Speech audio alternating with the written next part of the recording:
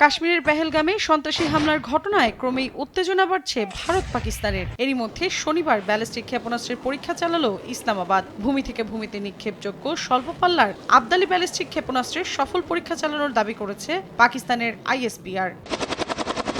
এছাড়া টানা ৯ রাত ধরে নিয়ন্ত্রণ রেখায় গোলাগুলি হয়েছে দুই দেশের সেনাদের মধ্যে। শুক্রবার মধ্যরাতে কাশ্মীরের কুপওয়ারা, উরি ও আখনুরের বিভিন্ন এলাকায় পাল্টাপাল্টি গুলি বর্ষণ হয়। এতে হতাহত বা ক্ষয়ক্ষতির খবর পাওয়া যায়নি। ভারতীয় গণমাধ্যমগুলো জানিয়েছে, নিয়ন্ত্রণ রেখায় প্রথম গুলি চালায় পাক সেনারা, জবাবে পাল্টা গুলি ছোড়ে ভারতীয়রা।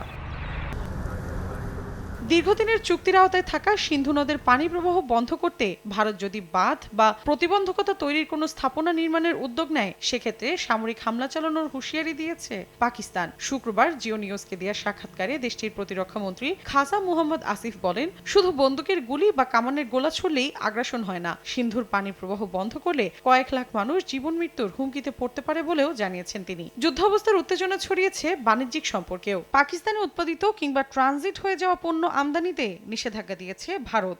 একই পদক্ষেপ নিয়েছে পাকিস্তানও। অপরদিকে ইসলামাবাদকে IMF এর দেয়া ঋণ প্রতিশ্রুতি পর্যালোচনার আহ্বান জানিয়েছে মোদী প্রশাসন। দুই দেশের উত্তেজনার জেরে জাতিসংঘের নিরাপত্তা পরিষদে নতুন করে আলোচনার সম্ভাবনা তৈরি হয়েছে। চলতি মাসে পরিষদের সভাপতিত্বে থাকা দেশ গ্রিস জানিয়েছে, খুব শিগগিরই এ আলোচনা হতে পারে। মৌসুমীর সাথী, সময় সংবাদ।